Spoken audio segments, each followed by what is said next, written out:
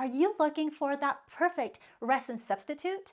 Then this is the video for you. Let me show you what is my absolute favorite product to use instead of resin. You know, when I don't feel like I want to use resin, if I don't want to get my hands messy, you know, putting my mask on and putting my gloves on or whatever, this is my absolute favorite substitute. It is the best one that I've found so far. So let me show you, first of all, these two paintings that I have back here, these are with resin, okay? So I just wanted to show you the difference. Obviously, you know what resin looks like if you've worked with resin before. It is very shiny, it looks very glass-like, it's hard, you know, the surface is really hard, and it's very reflective, as you can see right there. You know, it's reflecting the light from the window.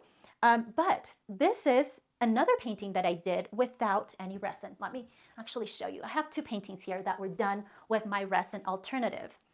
And as you can see, it's also very, very shiny, just like resin. So if we were to compare, you know, these ones, it's very resin-like, okay? And this one is also made with a top coat that is not resin. And as you can see, it's very resembles resin a lot. Let me show you here up close. Okay, so what is the difference, first of all? Okay, I'm going to get to the substitute. I'm not going to show it to you yet because I wanted to show you first the results so you can see how, you know, the results, what you're going to get if you use this substitute. Very glass-like, you know, very, very pretty type of finish. I'm just going to show you the substitute, and then we'll talk about the little differences between both so you know what I'm referring to. Okay, so let me get that for you. So this is my resin substitute, and as most of you know, I published this already on my website, loveacrylicpainting.com. I have it in some of my courses, but I use this a lot. And so this is, I buy it in this huge 1-gallon container because I use this a lot. And I use it also as a pouring medium. As you can see here, this is a pouring medium and finish resin. That's what it actually says in there. It's called Liquid Glass from TriArt. It is like this milky substance, but when it dries completely clear, okay? Completely, like not a hint of white or haziness or anything like that. It dries completely clear. There are other pouring mediums that say that they dry absolutely clear, and I've tried them. I've done tests, you know, Floetrol and many others. I have lots and lots of pouring mediums that they look like this. They look milky white, but when you pour them or mix them with colors, they do have a slight whitish tint to them, and they don't really dry up completely clear. So they do change the color just a tiny bit, not too much, you know, to be noticeable. But if you were to use other pouring mediums as top coats, keep in mind that it's not going to work, okay? So that's the first thing, okay? Second, it dries up really fast. So resin, the difference between resin and this is that resin, you have a longer working time.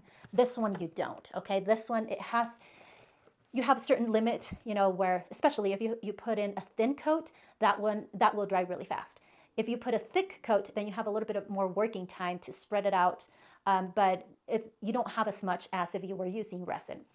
So that is one of the downsides, but one of the good sides is that you don't need a mask like you do with resin. Another thing is that you don't need to mix this with anything else, okay? Resin does come in two parts, you know, the hardener and the resin. You need to mix those equally, make sure that they're really, you know, mixed really well so that there's no issues with the resin hardening in the future or when you put it on your artwork. But with this, you don't need to mix anything. It already comes ready to use, and you just pour it, spread it out, and you're good to go. It's very fluid-like, so you can pour it on your canvas and then tilt like you would with resin, and it will just spread out and level out as well. So it's self-leveling, and you don't need to mix it with anything else. One of the things that I have noticed is that if you keep this sitting for a while, let's say you don't use it, you know, fast enough, you will start getting a little bit of clumps in there. And this is the only batch that I've had that happen for me recently. I didn't have anything happen like this in the past, where I don't think you can see it there, but it does have a few clumps on the top, but I guess you can just strain it and you'll be good. Let's see, what else should I mention about this that I haven't mentioned? Well, so far it hasn't yellowed. I've done different types of pours, like I showed you here, and it hasn't yellowed at all. The other thing I wanted to mention is that it's great as a pouring medium. So I use it for both things. You know, I use it as a pouring medium and I use it as a top coat. And it's very versatile to use. One thing that I do want to mention is that this doesn't dry with that hard, to that hard top coat, okay? So this, it's obviously wood. You know, the painting that I did was over wood, but the top coat is also very hard. It's very, you know, kind of like glass, okay? If you touch it, it feels like glass. Whereas this other top coat feels less like glass, a little bit more rubbery. Yeah, so this is more, yeah, more smooth and glassy like. This one is smooth as well, but this one feels a little bit more like rubber. So it's a little bit more flexible. And the reason I wanted to mention that is, I mean, it doesn't matter when you're pouring on something like this, you know, where it's wood, it's a solid piece. It'll kind of look like that. But if you are pouring on a canvas, the canvas is not, it's going to be more flexible, okay? It's not going to have that hard surface on the top. It's still really, I mean, it's very close to resin. It looks a lot like resin, very smooth like, very shiny. I love it. I mean, I love this. But it has a slight difference to the texture, to the finish, okay? A little bit more rubbery, less glass-like. But I mean, it's the closest thing you'll find to resin. Okay, let me see what else am I forgetting to mention. Okay, you do have to use gloves when you use this. It does dry up really quick, so you'll get this, your fingers all crusty. You'll get this coating on them, which is like they get crusty, okay? So just use some gloves. Plus, it's also safer whenever you're using any type of material. If you don't know what's going to happen, you know, if your skin absorbs everything, all these substances and that come in contact with it. So if you're just afraid of, you know, a reaction, or you just don't want to mess up with any ingredients, you know, any potential harming substances, just use gloves. I mean, I've done it without gloves, okay? I've done it without gloves, and the only downside that I've seen, okay, so far, is that my hands get really sticky and crusty, and then when I need to wash them off, it's a little bit hard to like take everything off from my hands. This is just, it's 100% emulsion acrylic polymer.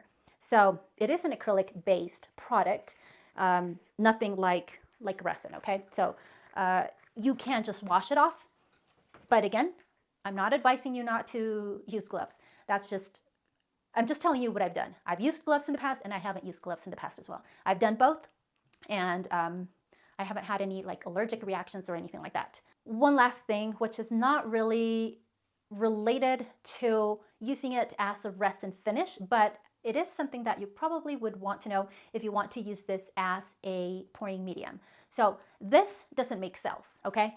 It doesn't work like Floetrol. I've tried it, and I've done different recipes, mixed even a little bit of this with something else in Floetrol, and this just messes up with the cells. So if you want cells, this is probably not the pouring medium for you, okay? But it is the pouring medium that you need if you don't want cells. So you won't get lacing, you won't get cells, but the pouring medium that you use really depends on the effects that you want to achieve. And so use that to your advantage. If you want cells, then obviously look for a pouring medium that makes cells. If you don't want cells, get a pouring medium that will achieve that. So there's no right or wrong. Like, this is not a bad thing about this pouring medium unless what you're looking for is getting cells, okay?